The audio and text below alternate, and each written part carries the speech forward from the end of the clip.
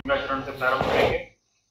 नमो भगवते कृष्णाय कर्मणि रूपनाम विभेदेन जगत् क्रीडति यो यतः मदनं कामरूपेण स्त्री भावाद् भावितो हरिः मोहयन्मूल रूपेण अवतीर्ण सेव्यः यत्कृपालवमाश्रित्य सरसागरं पद्मावती मनोमोदं घनश्यामं। जैसा कि आप सभी वैष्णवों को ज्ञात है, आज से हम नए विषय का, नए ग्रंथ का प्रारंभ करने जा रहे हैं। शहरराय जी विरचित बड़ा ही अनूठा और अद्भुत ग्रंथ है। अनूठा और अद्भुत इसलिए, वैसे तो इसके नाम में ही स्पष्टता हमें मिल जाती है। स्वमार्गीय शरण समर्पण सेवा आदि निरूपण। पुष्टि मार्ग का कोई पक्ष ऐसा नहीं है इस ग्रंथ में नहीं है। पुष्टि मार्ग की कोई बात ऐसी नहीं है जिसकी स्पष्टता हरिराय जी इसमें न। हर वस्तु, हर बात को खुलासे से इसमें हरिराय जी ने लिखा है, इसमें उसका उल्लेख किया है। बड़ा ही अद्भुत ग्रंथ है। जैसे कि मैंने पहले भी आप सबसे बताया था, इस ग्रंथ का परिचय तत्वार्थदीप निबंध का एक संक्षेप रूप है। इसमें अपने संप्रदाय की सारी बातें, सारे सिद्धांत, सारे प्रकार सब कुछ आ जाता है। और 100 श्लोकों का ये ग्रंथ है। मैंने पहले भी जैसे कहा था, सिद्धांत शतक हम इसे मान सकते हैं। पुष्टि मार्ग के अनुयायियों के लिए, पुष्टि मार्गियों के लिए सबसे अद्भुत बात यह है कि एक ही ग्रंथ में इतना पुष्टि मार्ग, इतना अगाध है, उसका पूरा सार सम्मिलित कर देना, समाहित कर लेना, बहुत बड़ी उपलब्धि अपन कह सकते हैं हरिराय जी की। और संप्रदाय के लिए, हम जैसे जीवों के लिए इतना अद्भुत योगदान। वैसे इस ग्रंथ की जो भाषा शैली की बात हम करें तो भाषा शैली हरिराय जी के लगभग हर एक ग्रंथ, हमारे जैसे जीवों के लिए, कलिकाल के जीवों के लिए, क्योंकि पूर्वाचार्य जो अपने थे, हरिराय चरणाश्री और भी कई पूर्वाचार्य, आप सभी भविष्य को अच्छी तरह से जानते थे। और हम जैसे जीवों को क्या समस्याएं आ सकती हैं, हमारी दुविधाएं क्या हो सकती हैं, और हमको पुष्टि पथ पर चलने के लिए कौन कौन सी वस्तु जो है वो बाधा रूप लग सकती है, ये सारी वस्तुओं का जो एक दीर्घ दृष्टा के तौर पे हरिराय जी ने और परवर्ती आचार्यों ने इसका विचार किया ही है, और इसका बहुत ही सुंदर स्पष्टीकरण भी किया है। तो विषय कई प्रकार से इस ग्रंथ में आते हैं। पहला विषय जो इसमें आता है वो सूक्ष्म सिद्धांत का। ये ग्रंथ जो है, इसके मूल श्लोक और साथ साथ में इसकी हिंदी भाषा टीका भी यहाँ पर मैं आपको पढ़ के सुनाऊंगा। तत्पश्चात इसका विवेचन, इसका विवरण वल्लभ की कृपा से, श्री ठाकुर जी की कृपा से अपन सब श्रवण करेंगे। तो पहला जो प्रकार, पहले श्लोक का ही अपन प्रारंभ करेंगे। ग्रंथ का नाम है सुमार्गीय शरण समर्पण सेवा आदि निरूपण। तो पहले ही श्लोक में हरिराय जी आप आज्ञा करते हैं, अथ स्वकीय बोधाय सूक्ष्म रीत्या विचार्य च सुमार्गीय प्रकारोऽयं सर्वोऽपि हि निरूप्य। हिंदी भाषांतर। अब जिनका अंगीकार पुष्टि भक्ति मार्ग में हुआ है, ऐसे निजजनों को बोध देने के लिए सूक्ष्म रीति से विचार कर सुमार्ग का सर्व प्रकार स्पष्ट किया जाता है। तो हरिराय जी ग्रंथ का प्रारंभ करने के साथ ही पहले श्लोक में इसकी स्पष्टता बहुत ही सुंदर रूप से करते हैं कि ये ग्रंथ का जो मुख्य विषय है वो क्या है और इस ग्रंथ में कौन कौन से विषयों को लिया गया है और साथ ही सूक्ष्म रीति से सभी वस्तुओं का विचार किया गया है, ये सारी बातें शिवराय जी स्पष्ट करते हैं। और जैसा कि हमारा विषय था समझदारी, ईमानदारी और वफादारी और अब जवाबदारी या जिम्मेदारी, तो देखो सिद्धांत पक्ष जो है, जैसे कि दूसरे श्लोक से ही शिवराय जी पुष्टि भक्ति मार्ग के सिद्धांतों का एक सूक्ष्म विचार प्रस्तुत करते हैं। तो सिद्धांत पक्ष जो है वो बिना जवाबदारी के एहसास के किसी को सिद्धांत पक्ष समझ में नहीं आ सकता। ये बात आप सबसे बहुत स्पष्ट करनी है कि पुष्टि भक्ति मार्ग में हम सिद्धांतों के मामले में कई बार या ऐसा कहा जाए कि हम बहुत पीछे हैं। और एक बात मुझे खास समझानी है आप सबको कि सिद्धांतों के साथ में कभी भी छेड़छाड़ नहीं करनी चाहिए, ना हमको न कोई और करता हो तो उसका प्रोत्साहन या उसका सहयोग हमें करना चाहिए। इसका कारण बहुत बड़ा है। हमेशा एक वस्तु का ध्यान हमें रखना चाहिए कि जो ये तो संप्रदाय की बात है, भक्ति मार्ग की बात है, लेकिन भक्ति मार्ग से भी बढ़कर अगर हम लौकिक की भी बात करें, हम किसी भी वस्तु की बात करें, किसी भी वस्तु में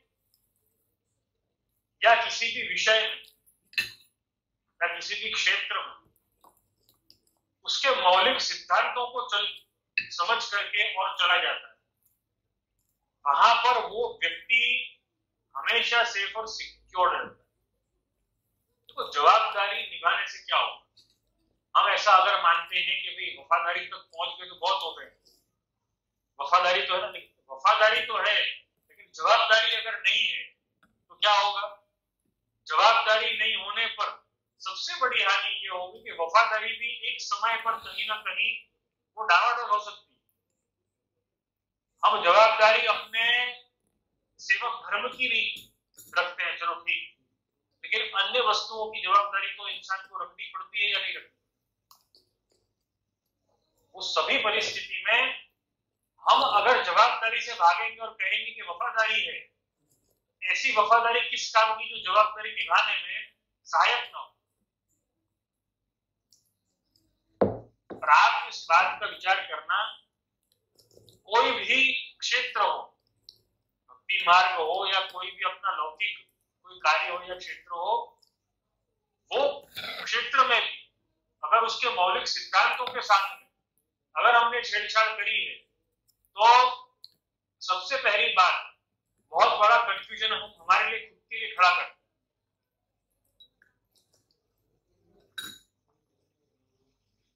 हम अपने आप को और अपनी भावी पीढ़ी को हम ये नहीं समझा पाते कि पुष्टि भक्ति मार्ग क्या है, या पुष्टि भक्ति मार्ग का ये सिद्धांत है जो इतना दिव्य सिद्धांत है, वो सिद्धांत क्या है, क्यों है और कैसे उसका पालन किया जा सकता है। इस सभी बातों से हम बहुत दूर हो जाते हैं यदि हमने सिद्धांत को ठीक से समझा नहीं है। मैं ये बात बहुत ही तहे दिल से स्वीकार करूंगा कि अपने पुष्टि भक्ति मार्ग में ऐसे वैष्णवों की संख्या बहुत ज्यादा है जो सिद्धांत को समझने में रुचि नहीं रखते, या सिद्धांत समझने में रुचि रखते हैं लेकिन समझ नहीं पाते। दो में से एक वस्तु जरूर होती।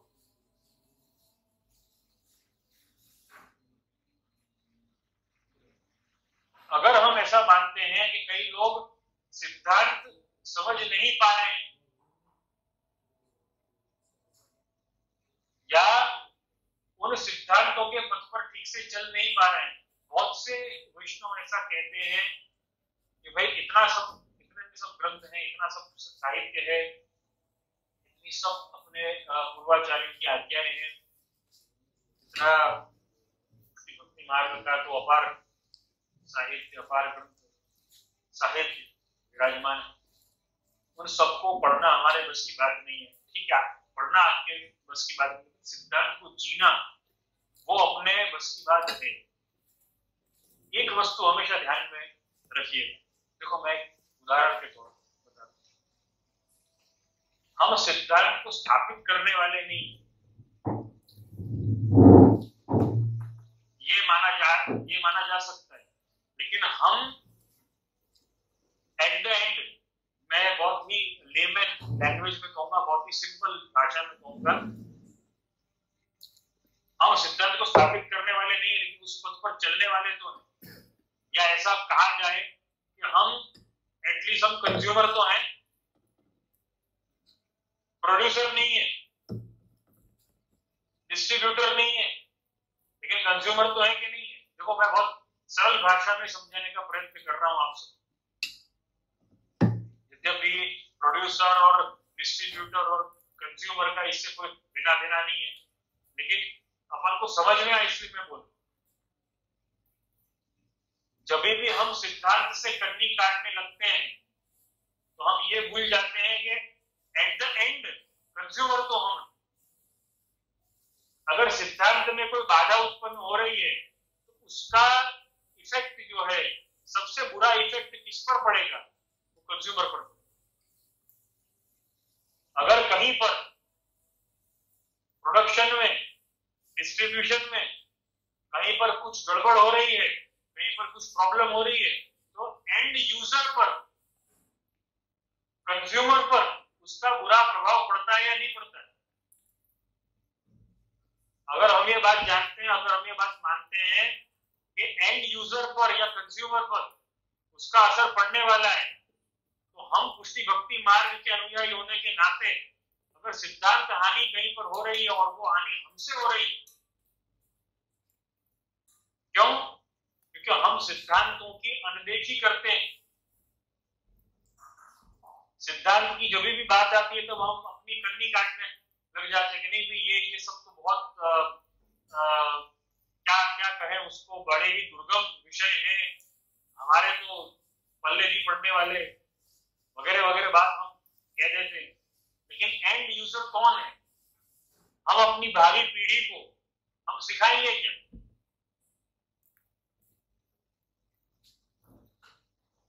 मैं बार बार इस बात को समझाता हूं, हम ये समझाना तो शुरू कर सकते हैं कि आप सेवा ठाकुर, आप विचार करके देखना, हम अपने बच्चों को सेवा करो ये कहना शायद हमारे बहुतों के घरों में होगा, लेकिन क्या ये कहना किसी ने भी कहा होगा? मुझे तो बहुत कम लोगों ने कहा होगा कि बेटा सेवक बनो, सेवक बनो और सेवक बन के सेवा करो। ये बहुत कम लोगों ने कहा।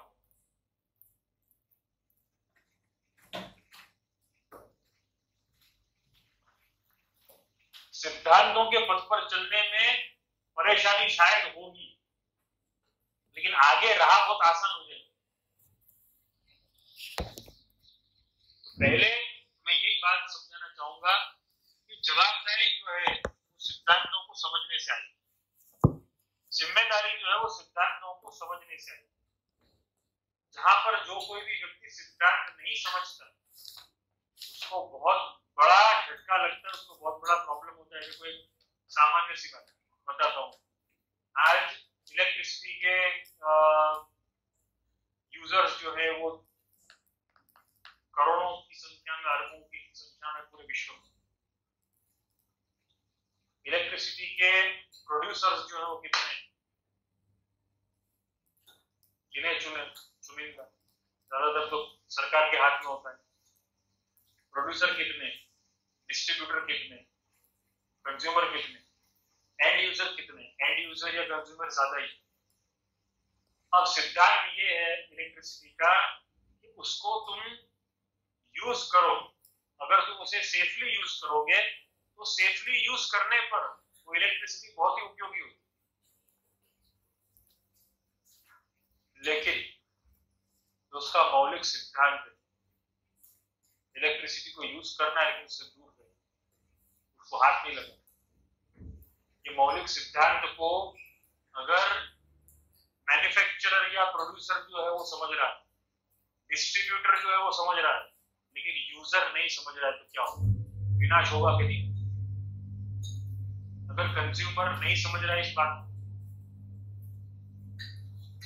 अपने घर में स्विच बोर्ड है, स्विच बोर्ड में सॉकेट होता है, अब कोई कहे कि मैं तो सॉकेट में उंगली करूंगा, मैं सॉकेट में उंगली है ना डालूंगा, कैसे चलेगा आप जानते? अब अगर वो सारा का सारा जो मामला जो है वो डिस्ट्रीब्यूटर पर डाल दे, मैन्युफैक्चरर पर डाल दे, प्रोड्यूसर पर अगर डाल दे, तो क्या ये चलेगा? कि भाई मैंने तो उसको, कंज्यूमर अगर ये कहे कि भाई मैंने तो जो जो बिल देना है, जो कुछ भी करना है, उसका मैंने पेमेंट किया हुआ है, अब मैं ध्यान क्यों रखूं? अब ध्यान तो तुमको रखना पड़ेगा या नहीं रखना पड़ेगा? उसका मौलिक सिद्धांत ही है सर। कई वस्तुओं के मौलिक सिद्धांत, हम मैन्युफैक्चरर नहीं है लेकिन हम एंड यूजर तो बिल्कुल। पुष्टि भक्ति मार्ग के सिद्धांतों से शायद हमें ऐसा लगता हो, क्योंकि ये लगना समझदारी की बात तो बिल्कुल नहीं है, लेकिन फिर भी अगर ऐसा मान लेने पर हमें लगता है कि हमें क्या फर्क पड़ता है अगर कोई सिद्धांत थोड़ा बहुत इधर से उधर हो जाए, कहीं पे कुछ गलत हो रहा है, हम सिद्धांत ठीक हो रहा है, तो हम क्यों ध्यान, हमारा क्या जाए? हमें ये समझना पड़ेगा कि एंड यूजर हम हैं, कंज्यूमर एट लास्ट तो हम हैं, उसका फर्क हमको पड़ने वाला है। कम से कम मैनुअल तो पढ़ना चाहिए ना, कि नहीं पढ़ना चाहिए? इलेक्ट्रिसिटी को कैसे यूज करना है। घर में पानी आ रहा है, ये तो इलेक्ट्रिसिटी की बात है। घर में पानी आ रहा है, घर में गैस है,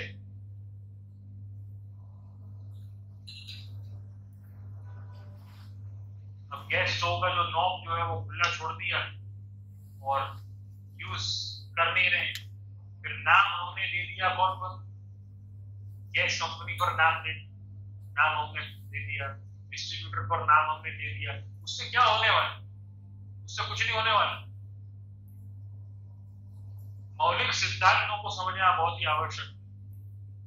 कोई भी वस्तु आज हम इलेक्ट्रिक की भी लेते हैं, कोई गैजेट लेते हैं, फोन लेते हैं, मोबाइल फोन वगैरह जो भी हम खरीदते हैं, कम से कम हम मैनुअल पढ़े या ना पढ़े, कंपनी अपनी ओर से आपको मैनुअल साथ में दे देगी।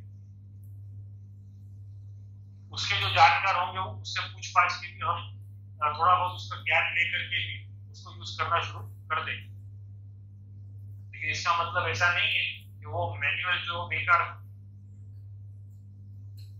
उसका कैसे अच्छे से अच्छा यूज होगा वो मैनुअल ही समझाएगा। तो विष्णुओं में यही कहना चाहता हूँ, इतनी सब बात इसीलिए बता रहा हूँ कि सिद्धांतों से समझौता न करें। देखो, सिद्धांत के पालन में अगर कोई ऊंच नीच हो रही है तो उसमें कोई आपत्ति की बात नहीं है, लेकिन हमने सिद्धांतों के साथ ही समझौता कर लिया है, वो तकलीफ की बात। अगर गैस का स्टोव जो है वो लाइटर से शुरू नहीं हो रहा है तो माचिस से हमने ना जलाने की कोशिश करी, तो उसमें कोई आपत्ति की बात नहीं। लेकिन वो माचिस जो है वो गैस स्टोव पर नहीं लगा करके, बर्नर पर नहीं लगा करके माचिस जो है वो जलाई, बर्नर पर नहीं लगा करके, और जो उसकी सप्लाई की जो लाइन है, गैस की सप्लाई की लाइन है, उसमें अगर लगा दे तो क्या होगा? फिर अगर हम ये कहेंगे कि हमको तो सिद्धांत का ज्ञान नहीं था, हम क्या करें? अरे फिर वो गैस को यूज कौन कर रहा है? कम से कम उसके जो मौलिक सिद्धांत है उनको समझना पड़ेगा या नहीं पड़ेगा? विष्णुओं के पुष्टि भक्ति मार्ग के सिद्धांतों को हमको समझना पड़ेगा। हम सबको चाहिए कि पुष्टि भक्ति मार्ग जो है सेवा मार्ग में बड़ा आनंद का मार्ग है, बहुत ही आसान होना चाहिए, लेकिन पता नहीं ये सिद्धांत जब आ जाते हैं तो बड़ी ही विडंबना खड़ी हो हो जाती है, बड़ी तकलीफ खड़ी हो जाती है। पर ये मत करो, वो मत करो, ऐसा मत करो, ऐसा मत करो। ये सारे विष्णु मेरी बात को बहुत ध्यान से सुनना, ये सारी वस्तुएं जो है ये सेफ्टी मेजर्स हैं।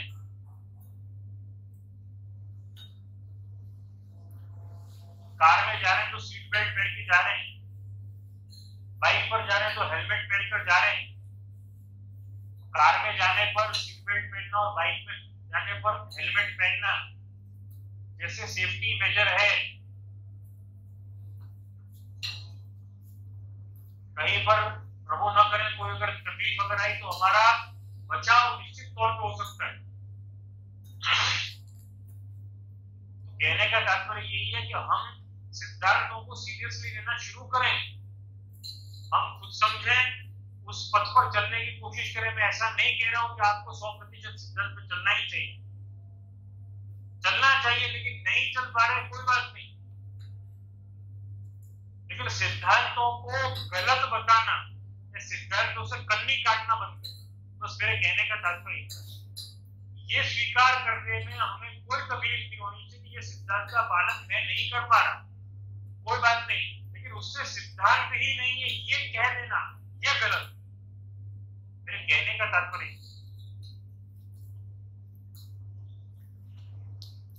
आज गैस स्टोव का रिपेयरिंग करने वाला जो व्यक्ति होगा वो जो एंड यूजर होगा, जो कंज्यूमर होगा, उससे तो कम सेफ्टी उसकी हो, लेकिन वो कम सेफ्टी में भी वो सेफ तो उसे हैंडल करना आता है, हमें वो हैंडल करना नहीं आता।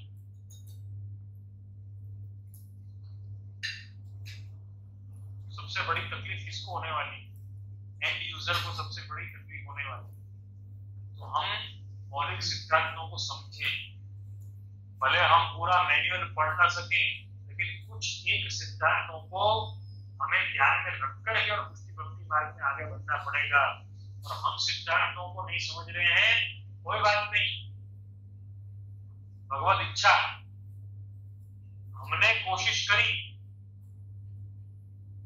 कारण जो भी हो, याद नहीं रहा, रुचि नहीं थी, वगैरह वगैरह, जो भी, जिसके पास, सबके पास अपने अपने कारण है, जिसके पास में जो कारण हो या ना हो, लेकिन अपने पुष्टि भक्ति मार्ग के सिद्धांतों का सम्मान करना कम से कम सेफ्टी मेजर। ये सब ग्रहण का पालन करना, अभी जैसे कि कुछ दिन पहले वो अपने प्रश्न करता नरेश भाई ढोलकिया ने जो प्रश्न किया था ग्रहण में, सब क्यों है? सार यही है, गोपीनाथ प्रभु चरण जो आज्ञा करते हैं साधन दीपिका में, शौचाचार विहीन से आसुरावेश संभवात् ततः स्वान्तिक धर्माणाम आचरोपि प्रसज्जते। शौच आदि आचार से, माने भेड़ से, अपरस से, शुद्धि के प्रकार से यदि हम बिल्कुल विहीन हो जाएंगे, आसुरावेश की प्रबल संभावना है, ऐसा श्री गोपीनाथ प्रभु चरण आज्ञा करते। और वो आसुरावेश जो है वो दिखेगा नहीं, वो आसुरावेश की सबसे बड़ी जो विशेषता है वो यही है कि जिसको भी आसुरावेश आता है, जिसको भी दुस्संग लगता है, उसे कुछ ज्यादा कुछ नहीं होता, लेकिन उसको एक वस्तु होनी समाप्त, उसको ग्लानि आनी समाप्त हो जाएगी। अगर वो पुष्टि भक्ति के पथ पर नहीं चल पा रहा है, अगर वो सिद्धांतों का पालन नहीं कर पा रहा है, तो उससे क्या होगा? हाँ, हम क्या कर सकते हैं, हमसे नहीं होता तो क्या होगा? वैष्णव तो नहीं ना, सेवा तो कर ही रहे ना, मन में भक्ति भाव, तो ये ग्लानि की समाप्ति हो रही है, इसका हमें विचार करना चाहिए।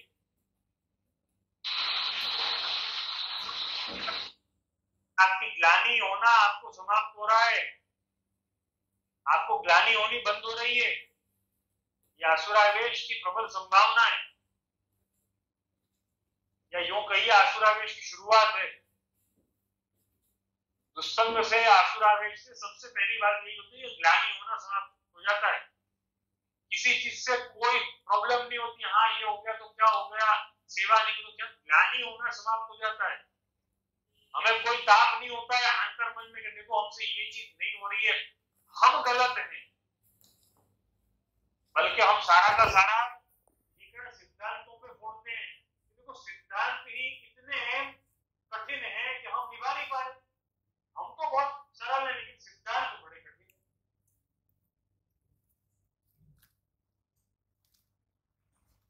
विष्णुओं, हमें तो इस बात का विचार करना चाहिए, मैं खुद इस बात का कभी कभी विचार करता हूँ कि सिद्धांत को समझना चाहिए और सिद्धांत का पालन करना चाहिए, ये भी समझाना पड़ रहा है। सिद्धांत जरूरी क्यों है ये भी समझाना पड़ रहा है, ये भी कहना पड़ रहा है। ये तकलीफ की बात है, ये दुख की बात।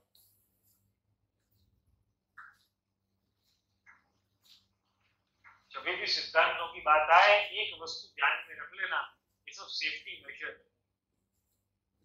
अगर हम अपनी जवाबदारी को सही ढंग से निभाते हैं तो अपनी जवाबदारी को सही ढंग से निभाते निभाते वफादारी बहुत अच्छे तरीके से निभा पाएंगे। लेकिन केवल वफादारी निभा रहे हैं और जवाबदारी लेश मात्र की भी नहीं निभाना चाहते हैं तो वफादारी में भी कहीं ना कहीं तकलीफ उत्पन्न होने वाली है। समझदारी और ईमानदारी की बात जाने दो, विवेक और धैर्य की बात जाने दो, अगर आश्रय का रक्षण नहीं किया, अगर शरणागति के धर्म का रक्षण नहीं किया, सारी तकलीफ होने वाली है। और मैं तो यही विचार अभी कर रहा था एक दो दिन से, जब से विवेक धैर्याश्रय ग्रंथ का विराम हुआ। महाप्रभु जी ने कितनी अद्भुत बात 17वें श्लोक में जहां पे ग्रंथ का विराम किया, महाप्रभु जी ने कितनी अद्भुत बात बता दी हमें।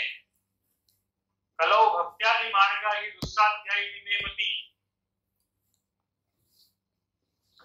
महाप्रभु जी जानते हैं इस बात कि कली काल में भक्ति मार्ग को निभाना जो है वो बहुत कठिन हो जाएगा। हम ऐसा विचारेंगे कि हाँ हाँ ये तो सब बहुत कहते रहते हैं कि हाँ भाई बड़ा भक्ति मार्ग निभाना और सेवा करना बहुत कठिन है, लेकिन देखो तो भी सब कर ही रहे हैं। देखो कर रहे हैं लेकिन किस ढंग से कर, हम खुद विचार करके देखें। आज से 10 साल पहले जिस भाव से, जिस आनंद से, जिस अनुकूलता से, जिस वस्तुओं का त्याग करके या इग्नोर करके जो हम चल पाते थे, क्या आज वो सेम परिस्थिति आज है हमारे साथ? नहीं। जो अपरस या जो मेड़ आज से 10 साल पहले, आज से 20 साल पहले निभाने की अनुकूलता थी, निभाने के मन थे, क्या आज वैसे मन सबके हैं, वैसी अनुकूलता सबकी है? चलो शायद मन हो, लेकिन क्या वैसी अनुकूलता सबकी है?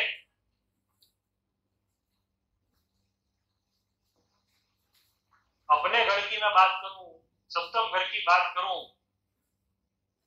पूज्य पितृचरण के समय में अपने घर का ये प्रकार था, अपने घर का ये क्रम था कि ब्रह्मसंबंध की आज्ञा लेने कोई वैष्णव आए, पूज्य पितृचरण आप श्री बहुत ही व्यवस्थित ढंग से उसे समझाते थे, बताते थे कि देखो एक दिन पहले व्रत करना और वो व्रत में केवल बोरिंग का जल ही लेना है, दूसरा जल जो है अपने कॉर्पोरेशन का, बीएमसी का, म्युनिसिपल कॉर्पोरेशन का हमें जल नहीं पीना है, ये नियम था।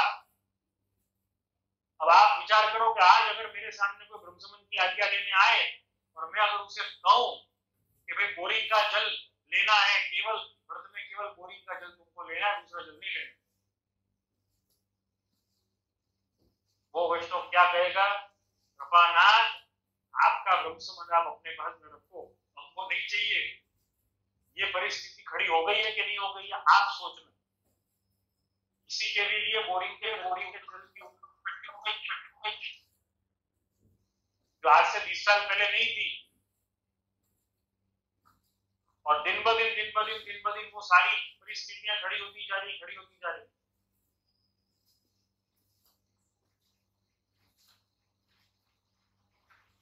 तो ये सारे नियम, ये सारे सिद्धांत जो है, आचार धर्म जो है, ये सारे सिद्धांत जो है, ये पहले जितनी अनुकूलता, देखो हमने 20 साल पहले थोड़ी सी प्रतिकूलता हमें लगी, हमने उसमें बदलाव करना शुरू किया। बदलाव करना, जैसे हमने शुरू किया ठीक है काम किया जाए। आज भी कई घरों में ये मेहनत निभाई जाती है।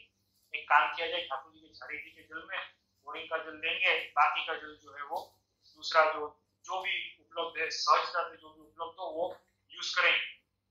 ठीक है, वो हो गया शुरू। अब धीरे धीरे क्या हुआ, धीरे धीरे वो प्रकार भी बदली। जो बोरिंग के जल की उपलब्धता लगभग नहीं बत रही, समाप्त थी।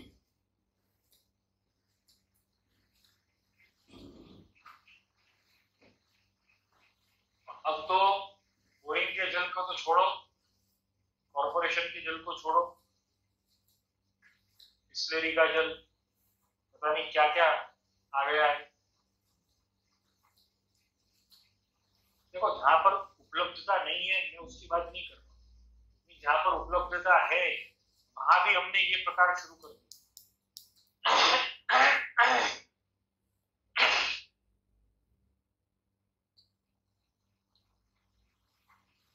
प्रभु के लिए, भगवत सेवा के लिए, झाड़ी जी के जल के लिए अगर हम देखने जाएं, अगर हम विचार करें,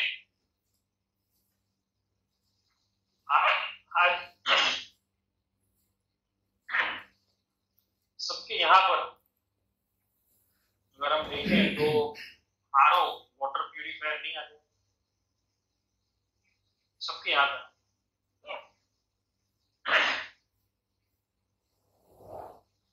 आरओ वाटर प्यूरिफायर आना ये कोई गलत बात नहीं है, लेकिन आप विचार करो, स्नान यात्रा के एक दिन पहले जब जल भरा जाता है प्रभु के स्नान के लिए, प्रभु के स्नान के लिए जब जल भरा जाए, वो समय में कितना सुंदर, कितना सुंदर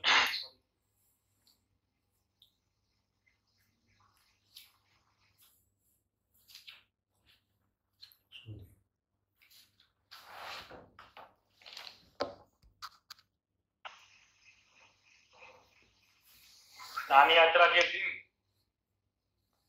जल भरा जाता है। अब समझो आरओ वाटर प्यूरिफायर है हमारे यहाँ पे, कोई आपत्ति की बात नहीं है,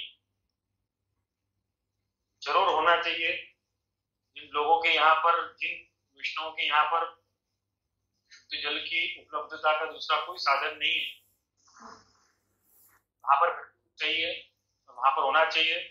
लेकिन आप विचार करो, हम कहां से कहां आ गए।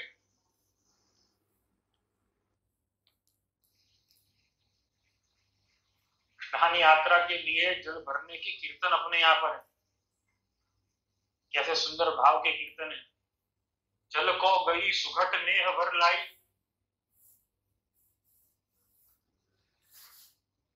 है कि प्रभु के लिए जल भरने गई गोपी जनों का, ब्रजभक्तों का वर्णन, उनके भाव का वर्णन कितना सुंदर इस कीर्तन में किया गया है। जल भरने गई थी, घट लेके माने घड़ा लेके जल भरने गई, लेकिन जल तो भरे या न भरे, लेकिन भीतर का जो मनरूपी घड़ा है, जो मनरूपी घट है, उसमें भगवत नेह माने भगवत प्रेम भर के ले आई। गई थी घड़े में जल भरने, घट में जल भरने, लेकिन मनरूपी घट में भगवत प्रेम रूपी नीर, भगवत प्रेम रूपी रस भर के ले आई। ऐसे सुंदर सुंदर तो कीर्तन है अपने जल भरने के। अब ये जल भरने का प्रकार और ये सारे प्रकार अब निभने वाले कहाँ हैं?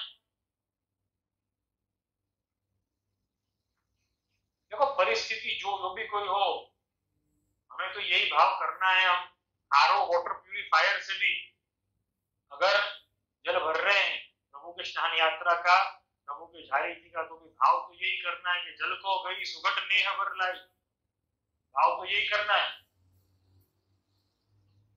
कहने का तात्पर्य यही है कि हम एक के बाद एक सारे आचार धर्मों को सूक्ष्म करते जा रहे हैं। जितना ज्यादा सूक्ष्म कर रहे हैं, जितना ज्यादा छोड़ रहे हैं, उतना ज्यादा और छोड़ने की बारी आ रही है। एक वस्तु छोड़ी, दूसरी खड़ी हो गई, दूसरी वस्तु छोड़ी, तीसरी खड़ी हो गई। कुएं का जल छोड़ा, क्यों?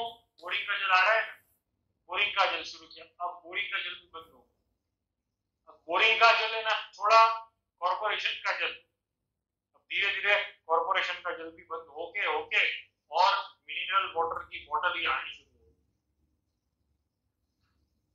पता नहीं अब प्रभु और आगे क्या लीला करेंगे तो प्रभु ही जाने, लेकिन एक विचार मैं आपके सामने प्रस्तुत कर रहा हूं। मेरे कहने का तात्पर्य यही है, अपनी जवाबदारी को समझो। जवाबदारी को हम सिद्धांतों के बिना नहीं समझ सकते। हमें सिद्धांतों का ज्ञान होना, अगर हमें सिद्धांतों का ज्ञान नहीं भी है तो कम से कम हम कुछ उनके प्रकारों को भी जान लें कि भाई ये प्रकार से ऐसा माना जा सकता है कि सिद्धांत निभेगा। जैसे कि बहुत बड़ा इंजीनियर ना हो, लेकिन कम से कम इतना है ना समझे कि भाई अगर इलेक्ट्रिसिटी के बोर्ड में, स्विच बोर्ड में अगर हमें कोई प्लग सॉकेट में इंसर्ट करना है तो स्विच बंद होना चाहिए। सॉकेट में प्लग इंसर्ट करने के बाद में तत्पश्चात हमें स्विच ऑन करनी है। अब इतनी छोटी सी बात भी अगर समझ में नहीं आती है तो फिर प्रॉब्लम होने वाली। तो कहने का तात्पर्य ये कि हम हमारे मौलिक सिद्धांतों को समझें, हम उनका ज्ञान लें। अगर हम उनका ज्ञान नहीं लेते तो सबसे बड़ी हानि हमारी होने वाली, क्योंकि एंड यूजर हम हैं, कंज्यूमर हम। हमें अगर ऐसा लगता है कि सारी की सारी तकलीफ हमको क्या होने वाली, ये तो जो बहुत सेवा कर रहे हैं, जो बहुत बड़े बड़े सिद्धांतों को निभा रहे हैं उनको होगी।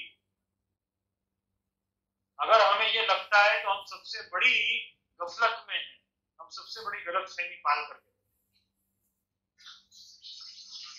तो मैं यही कहना चाहूंगा, शिवराय जी ने जो आज्ञा करी है, अतः स्वकीय बोधाय सूक्ष्म रीत्या विचार्य, सूक्ष्म रीति से शिवराय जी ने इस मार्ग के कई पक्षों का विचार करके और इस ग्रंथ की रचना करी है। शिवराय जी ने जो परिश्रम लिया है वो तो शब्दों में वर्णन करना कोई संभव ही नहीं है। बस केवल हम आपके चरणों में नतमस्तक हो सकते हैं, आपको केवल साष्टांग दंडवत प्रणाम कर सकते हैं कि आपने हम जैसे जीवों का विचार करके इतना अद्भुत ग्रंथ जो है वो रचा, इतने सूक्ष्म प्रकार से उसका विचार किया है। मेरा विश्वास है हम जैसे जैसे आगे इस ग्रंथ के प्रकार को जानेंगे, इस ग्रंथ के विषय को जानेंगे और इसके ऊपर जो सूक्ष्म विचार और सरलता से शिवराय जी ने समझाया है, हमें निश्चित ही अपने आचार्य पर गर्व होगा, अपने पूर्वाचार्यों पर गर्व होगा। विष्णु की सारी बातें इसलिए मैं कह रहा हूं कि आप सबको इस बात का बहुत दृढ़ता पूर्वक विचार रहे कि अपने बड़ों ने कितना परिश्रम अपने लिए लिया है। ये कोई छोटी मोटी बात नहीं है, बड़ों ने बहुत परिश्रम हमारे लिए लिया और उस परिश्रम की सार्थकता मैं ये आप सबसे कहना चाहूंगा, उस परिश्रम की सार्थकता अगर हम आपकी वाणी को बहुत ज्यादा पढ़ करके और याद न रख सके तो कोई बात नहीं, लेकिन कम से कम हमें श्रवण करने की जवाबदारी तो पहले उठानी ही चाहिए। भक्ति मार्ग पर चलने की जवाबदारी या सेवक धर्म को निभाने की जवाबदारी तो निभानी है, लेकिन कम से कम श्रवण करने की जवाबदारी पहले निभानी। स्वमार्गीय प्रकार होयम सर्व सर्व ही निरूप्यते, बड़ा ही सुंदर प्रकार, सर्वोपि ही निरूप्यते। यहाँ पर आज्ञा कर रहे हैं कि अपने स्वमार्ग का प्रकार कितने सूक्ष्म रीति से और सर्व प्रकार से स्पष्ट कर रहे हैं शिवराय चरण। दूसरे श्लोक में आज्ञा करते हैं शिवराय जी, गृहीत्वा नाम शरणं गत्वा सर्वं समर्प्य च सेवा सार्थकता सिद्ध्यै देहादीनां तथा पुनः। आज्ञा करते हैं अष्टाक्षर मंत्र से नाम ग्रहण कर, शरण पाकर ब्रह्म संबंध मंत्र से श्री गुरुदेव द्वारा सर्व समर्पण कर सेवा करनी चाहिए। ब्रह्म संबंध से सेवाधिकार प्राप्त होता है, अतः ब्रह्म संबंध के बाद सेवा अवश्य करनी चाहिए, सेवा की सार्थकता सिद्ध करने के लिए, और देहादि का प्रभु सेवा के सिवा अन्यत्र विनियोग न हो, इसलिए तन से धन से प्रभु की सेवा करनी। आगे तीसरे श्लोक में इसका उल्लेख करते हैं, लेकिन यहाँ पर बड़ा ही सुंदर प्रकार आपने आज्ञा करी है कि जिनका पुष्टि मार्ग में अंगीकार हुआ है, ऐसा न मान ले कि हमारा पुष्टि मार्ग में अंगीकार हो गया, हमारा काम खत्म, हमको अब कुछ नहीं करना है। नहीं, उनका पहला कर्तव्य ये है कि वो अष्टाक्षर मंत्र से नाम ग्रहण करें। हमें ऐसा लगता है कि नहीं, हम पर तो भगवत कृपा बहुत ज्यादा है, हमको कोई आवश्यकता नहीं है। उनके लिए भी बहुत स्पष्टता से हृदयाचरण आज्ञा करते हैं, अष्टाक्षर मंत्र से नाम ग्रहण करें। इस ग्रंथ में वैष्णवों गुरु का भी प्रकार बड़ा ही स्पष्ट रूप से उल्लेखित है। सेवा आदि मैंने कहा ना कि पुष्टि मार्ग का कोई पक्ष इसमें हृदयाचरण ने अछूता नहीं रखा, सारे पक्षों का उल्लेख कर दिया है। और फिर कहा कि शरणागति, शरण पाने के बाद ब्रह्मसमन मंत्र से श्री गुरुदेव द्वारा सर्वसमर्पण करें और सेवा करें, और ब्रह्मसमन से सेवाधिकार प्राप्त होता है। अतः ब्रह्मसमन के बाद सेवा अवश्य करनी चाहिए, ब्रह्मसमन के बाद में सेवा करनी अत्यावश्यक है। और ब्रह्मसमन के साथ ही हृदयाचरण ने इतना सुंदर उल्लेख किया, इसी के साथ ही अपन अब अपने प्रश्नों की सूची में एक ब्रह्मसमन से जुड़ा हुआ प्रश्न है, उसका अपन विचार करेंगे, उसका अपन प्रति उत्तर में देने का प्रयत्न करूंगा। तो ये जो प्रश्न है ये है प्रश्न नंबर 37वां प्रश्न है, और ये प्रश्न पूछा है भरत भाई मेहता, सांता क्रूज में जो निवास करते हैं, उन्होंने प्रश्न पूछा है। भरत भाई प्रश्न करते हैं कि एक प्रश्न છે જે મારા ઉપરાંત ઘણા વૈષ્ણવના મનમાં હશે, શ્રી વલ્લભ વંશ કુળના બાળક મહારાષ્ટ્રી અથવા બાવાશ્રી જીવને નામ નિવેદન બ્રહ્મ સંબંધની દીક્ષા દે છે, તો બેટીજી કેમ દીક્ષા લઈ શકતા નથી?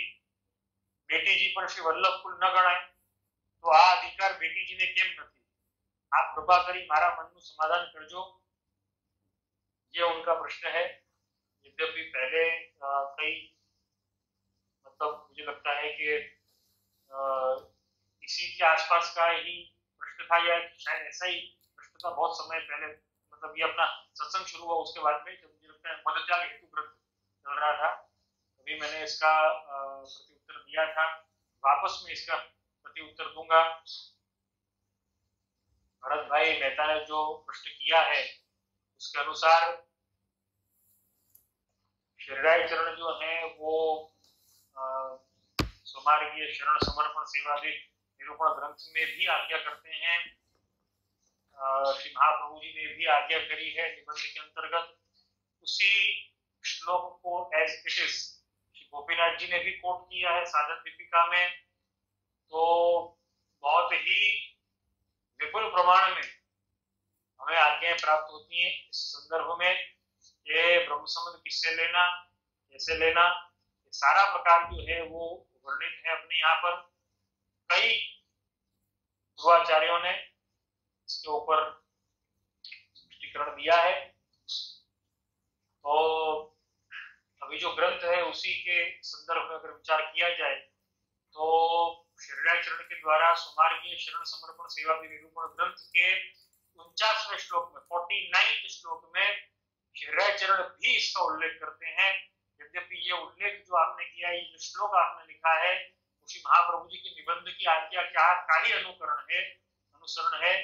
जैसा कि श्री महाप्रभु जी आज्ञा करते हैं, गुरु के लिए गुरु कौन होना चाहिए? तो कृष्ण सेवा परम वीक्ष दुर्भादि रहितम नरम, भागवत तत्वज्ञम भजे जिज्ञासुराधर। निबंध में सर्वनिर्णय के अंतर्गत ये श्लोक श्री महाप्रभु जी आज्ञा करते हैं, लिखते हैं और उसी अनुसार हृदय जी उसका ही अनुसरण करते हुए सौमार्गीय शरण समर्पण सेवा निरूपण ग्रंथ में 49 गुरु भक्ति मार्गीय कृष्ण सेवा परायण श्री भागवत तत्वज्ञो दंभादि रहितो नरः,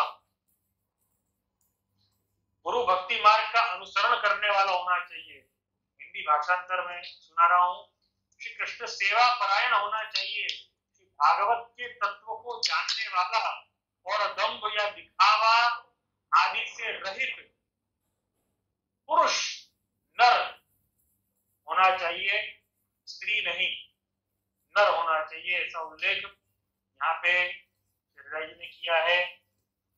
और सर्वोत्तम सूत्र की भी लगभग स्वमनुष्य स्थापित है शेष स्व महात्म्य, इस ग्रंथ में इस नाम में, सर्वोत्तम सूत्र के इस नाम में जितने भी टीका उपलब्ध होती हैं, हृदय जी की भी टीका उपलब्ध होती है सर्वोत्तम सूत्र पर, और इस नाम की जो टीका है उसमें भी हृदय जी इस बात की स्पष्टता करते हैं कि स्वमनुष्य से क्या तात्पर्य लेना है। तो स्वमनुष्य से तात्पर्य ये लेना है, उसमें उल्लेख किया गया है पुत्री रूप वंश न उपद्यते, ये उल्लेख भी हृदय जी ने वहां पर किया है। तो कहने का तात्पर्य यही है कि ये तो देखो सिद्धांत का पक्ष, सिद्धांत तो ये है कि हमें स्पष्टता पूर्वक आज्ञा करी दी है कि हमें भक्ति मार्ग के गुरु जो है वो नर होता है, दंभादि रहितम नरम, और ऐसा नहीं है कि केवल नर है तो उससे ब्रह्मसंबंध ले लिया जाए, लेकिन नर होने के साथ साथ में वो कृष्ण सेवा परायण उसका जीवन होना चाहिए, उसके जीवन में, उसकी बातों में, उसके आचरण में दिखावा नहीं होना चाहिए, दंभ नहीं होना चाहिए। दूसरा, भागवत के तत्व को जानने वालों, सारी वस्तुएं उसमें देखी जाती हैं, साथ साथ में वो वल्लभ वंशज नर भी होना, ये सभी उल्लेख, ये एक मौलिक सिद्धांत की मैंने बात करी है। इस सिद्धांत को श्री महाप्रभु जी स्वयं आप आज्ञा करते हैं सर्वनिर्णय प्रकरण के 227वीं कारिका में, 227वें श्लोक में इसका उल्लेख है। आप किसी भी विद्वान से या आप खुद भी श्लोक को देख सकते हैं, पढ़ सकते हैं, समझ सकते हैं। उसी के साथ साथ में बड़े ही स्पष्टीकरण से एक बात मैं और कहना चाहूंगा, शास्त्र ने भी कई व्यवस्थाएं ऐसी करी हैं, जैसे कि आपने ये प्रश्न किया है कि बेटी से ब्रह्मसंबंध क्यों नहीं ले सकते। देखो ऐसा है कि शास्त्र में इस प्रकार की व्यवस्थाएं हैं, स्त्री के धर्म अलग हैं, पुरुष के धर्म अलग हैं। पुरुष के धर्मों में स्त्री के ऊपर, अगर हम पुरुष की नहीं अभी स्त्री के ऊपर बात करें, पुरुष के धर्म जो हैं वो सारे के सारे इस प्रकार के हैं कि पुरुष के ऊपर सारा का सारा दारोमदार है। हिंदू सनातन धर्म में, या हम ऐसा कहें कि मनुष्य जाति में, आजकल कई लोग इस शब्द का इस्तेमाल करते हैं मेल डोमिनेटिंग कम्युनिटी। तो मेल डोमिनेटिंग कम्युनिटी या फीमेल डोमिनेटिंग कम्युनिटी का प्रश्न कहीं पर भी खड़ा नहीं होता है। सिर्फ एक ही बात हमें स्पष्टता से समझनी है, स्त्री को अपना धर्म, सबसे बड़ा धर्म जो है वो स्त्री के लिए अगर कुछ हो तो वो स्त्री के लिए, मैं अपने विचार आपके समक्ष प्रस्तुत कर रहा हूँ, स्त्री के लिए सबसे बड़ा धर्म जो है वो ये है, या स्त्री को ही वो सामर्थ्य मिली हुई है, हम ऐसा कह सकते हैं, और वो सबकी देखभाल कर, पहला। दूसरा, स्त्री जो है वो जगत जननी,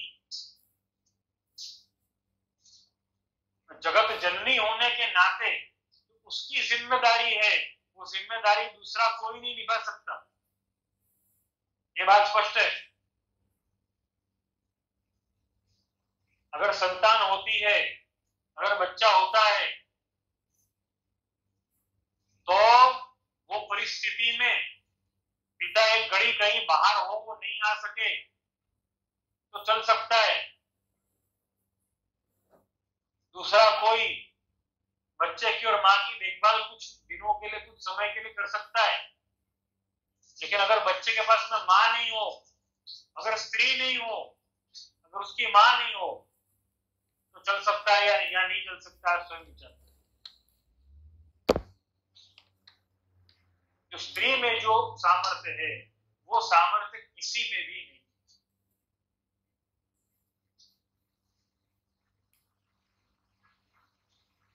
पुरुष में तो वो सामर्थ्य बिल्कुल भी नहीं। देखो ये सारे, अब हम साइंस की बात मान लें या हम कोई भी एंगल से उसको ना देख लें, लेकिन हकीकत ये है, शास्त्र भी इस बात को समझाते हैं कि स्त्री को हमेशा इसीलिए एक प्रोटेक्टेड प्रकार से रखा जाता है ताकि उसमें जो क्वालिटीज हैं, जो गुण हैं, सबसे बड़ा गुण जो है वो समर्पण का है। देखो मैं एक स्पष्ट बात कहूं, स्त्री का सबसे बड़ा गुण समर्पण, पुरुष का सबसे बड़ा गुण सत्ता के साथ विवेक। हमेशा इस बात को ध्यान रखना, पुरुष का सबसे बड़ा गुण सत्ता के साथ विवेक है, स्त्री का सबसे बड़ा गुण समर्पण। पुरुष का गुण सत्ता, लेकिन विवेक के साथ। समर्पण में तो खैर होगा ही विवेक। आज के समय में जैसा अविवेक देखा जाता है, वैसे पहले नहीं होता समर्पण में। कहने का तात्पर्य यही है कि स्त्री के कुछ धर्म शास्त्र ने निर्धारित किए हैं, शास्त्र ने निश्चित किए हैं। श्री महाप्रभु जी भी इस बात की आज्ञा करते हैं, श्री गोपीनाथ जी आज्ञा करते हैं, परवर्ती कई आचार्य इस बात का उल्लेख करते हैं।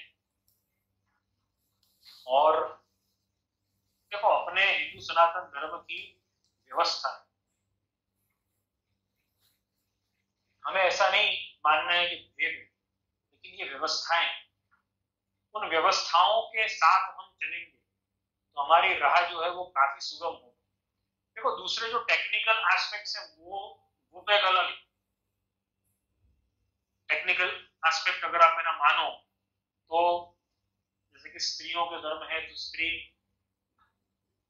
जैसे कि वल्लभ कुल में पुत्री जो होती हैं उनका विवाह सजातीय में है, लेकिन वल्लभ कुल से तो हो नहीं सकता, क्योंकि सबका भाई बहन का संबंध ना हो जाएगा। एक गोत्र के हैं, एक वंश के हैं, एक ही वंशज हैं, एक सबके जो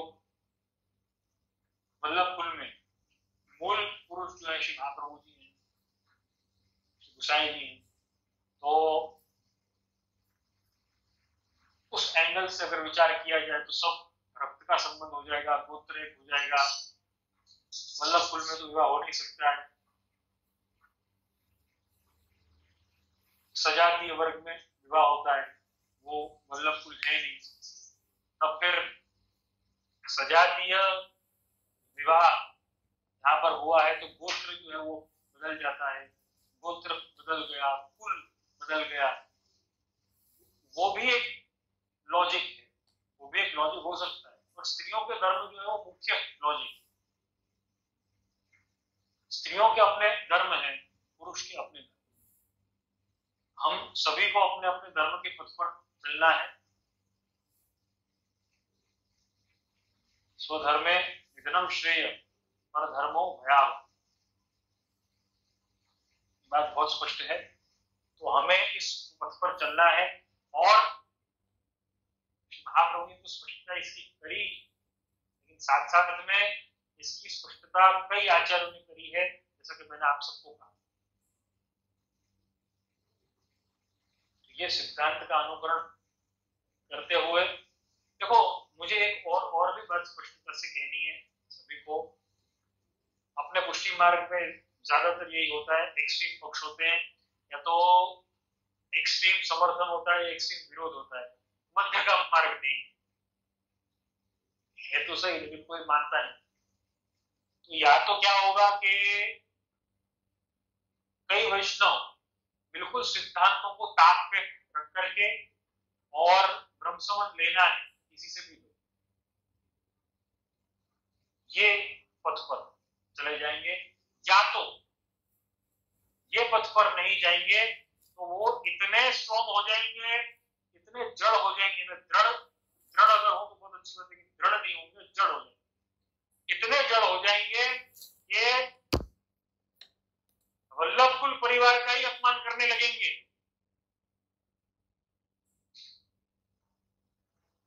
वल्लभ कुल परिवार का ही अपमान करना शुरू कर देंगे। नहीं नहीं नहीं, बेटी जी को कहा गुरु पद हासिल है, ये नहीं तो फिर हम क्यों माने? अरे भाई नहीं माने ऐसा किसने कहा है? उपदेश न लें लेकिन सत्संग हो सकता है, ब्रह्म संबंध न लें लेकिन निवेदनम तो स्मर्तव्यम सर्वदा तादृश नहीं तो हो सकता है कि नहीं हो सकता? तो हमें हमारा मार्ग जो है वो जड़ नहीं है, जड़ है लेकिन जड़ नहीं है। जड़ता न अपनाए। इस आज्ञा के पीछे का तात्पर्य क्या है वो विचार करेंगे। ऐसी आज्ञा तो जो है उसका तात्पर्य क्या है, क्यों ऐसी आज्ञा करी हो? उसका तात्पर्य यही है कि स्त्रियों के धर्म जो बाधित ना हो, उनका समर्पण का धर्म, उनका मुख्य समर्पण का धर्म जो है वो बाधित ना हो। इसलिए शास्त्र ने स्त्री को संन्यास लेने की भी छूट नहीं दी है। आप विचार करो स्वयं, ऐसा क्यों हुआ? क्योंकि उस पर जिम्मेदारी ज्यादा है, उस पर जवाबदारी ज्यादा है। तो अपने समर्पण का धर्म निभाने के लिए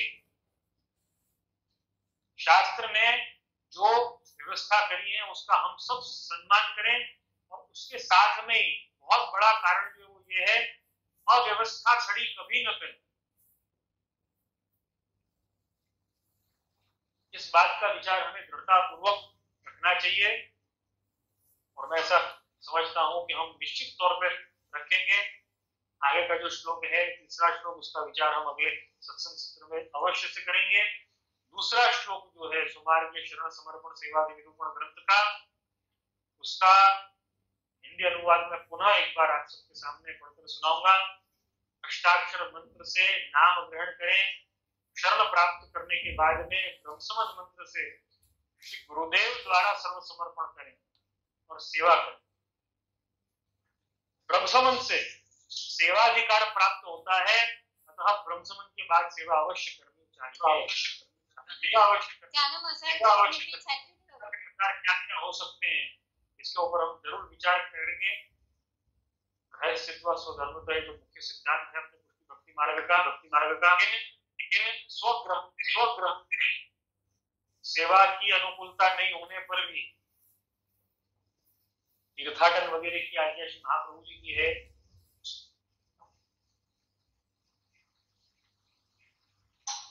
जगन्नाथे विठ्ठले श्रीरंगे वेंकटे तथा यत्र पूजा प्रवाह स्यात् तत्र तिष्ठेत तत्परः आज्ञा है। तीर्थाटन की आज्ञा है, वैष्णव धाम में जाकर के निवास करें ऐसी आज्ञा है, गुरु घर में सेवा करें ऐसी आज्ञा है। सर्वोपरि तो गृहस्थित्व स्वधर्मतः है कि स्व धर्म का पालन स्वगृह में करें, स्वगृह में सेवा करें। ये सर्वविदित सिद्धांत है महाप्रभु जी का, मूल सिद्धांत यही है। तो इन सब पर आगे भी हम विचार अवश्य करेंगे और इस सिद्धांत शतक ग्रंथ का आनंद लेते हुए हम आगे बढ़ेंगे। मुझे विश्वास है कि भरत भाई नेता के प्रश्न का मैंने उचित प्रति उत्तर दिया है। यद्यपि उनको कोई संशय उपस्थित हो वो वापस से इस पर पुनर्विचार के लिए इस प्रश्न को प्रस्तुत कर सकते हैं, उसमें कोई आपत्ति की बात नहीं है। और आज के शिक्षण सत्र को यहीं पर विराम देंगे। आप सभी के फीडबैक, सुझाव, शिकायतें और प्रश्न हमेशा स्वागत योग्य हैं, मेरे मनोबल को बढ़ाने वाले हैं। अक्षय के पद का गान करेंगे। दृढ़ चरण केरो भरोसो, दृढ़ चरण केरो,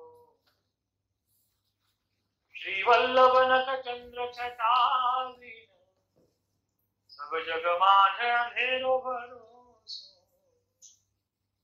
दृढ़ चरण साधन और नहीं आखरी में, जासु हो यदि में, सूर कहाँ कहे विविध आंधरों, बिना मोल को चेरो भरोसो, दृढ़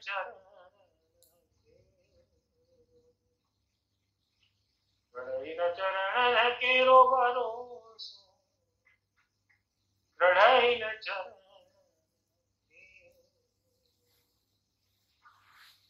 श्री मदन मोहन लाल प्यारे की जय। श्याम सुंदर शिवने महारानी की जय। सुधीराज धरण की जय। वल्लभाधीश की जय। गुसाई जी परम दयाल की जय। श्याम जी परम दयाल की जय। अपने अपने गुरुदेव की जय। सभी वैष्णव को शुभकामना, शुभाशीष। सर्वे भवन्तु सुखिनः, सर्वे